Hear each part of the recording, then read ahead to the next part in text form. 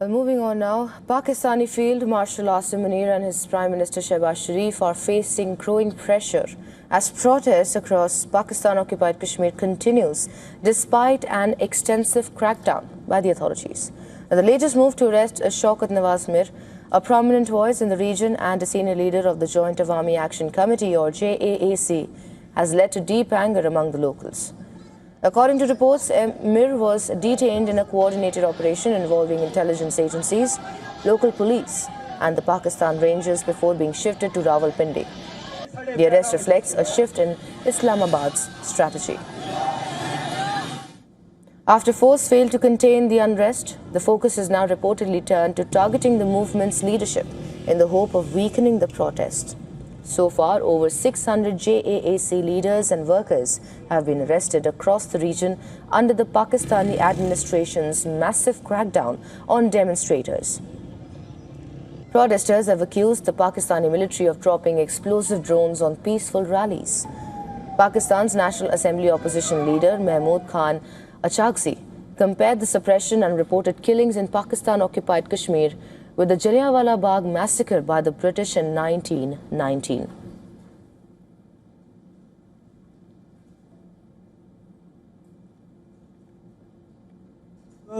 कितने लोगों को मार 18 यूं को अपने मार दे लाके मेरे कश्मीर जैसी सेंसिटिव इलाके 18 इंसानों को अपने मार दे अब अगर और मारोगे ठीक है एक और जलियांवाला बाग से एक और जलियांवाला बाग बना दो.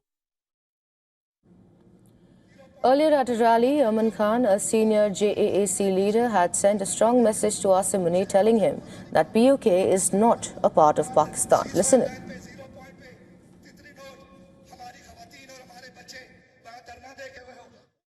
कश्मीर पाकिस्तान का हिस्सा नहीं है. कश्मीर पाकिस्तान की रियासत का हिस्सा नहीं है. ये पाकिस्तान का नहीं है. Meanwhile, the Pakistani government maintains that cases have been registered against these leaders and some other individuals under sedition and disturbing public order. But the JAAC and its supporters reject these allegations as political vendetta and maintain that their movement is based on a peaceful struggle for public rights and constitutional demands. They say the government is resorting to legal action to suppress dissent. Over the past several months, the region has witnessed allegations of heavy-handed action against demonstrators, including detentions, the use of force and intimidation. However, instead of discouraging protesters, these measures are said to have strengthened public resolve, with demonstrations continuing across the region. The JAAC maintained that the movement is driven by the people and not by any one individual. The organization has declared that the protests will continue even if its leaders are arrested. At the same time, several protest leaders are reportedly being booked under Pakistan's anti-terrorism laws. The protesters have primarily been demanding subsidies, affordable electricity and an end to what they describe as the exploitation of the region's natural resources. They say none of these demands has been meaningfully addressed so far.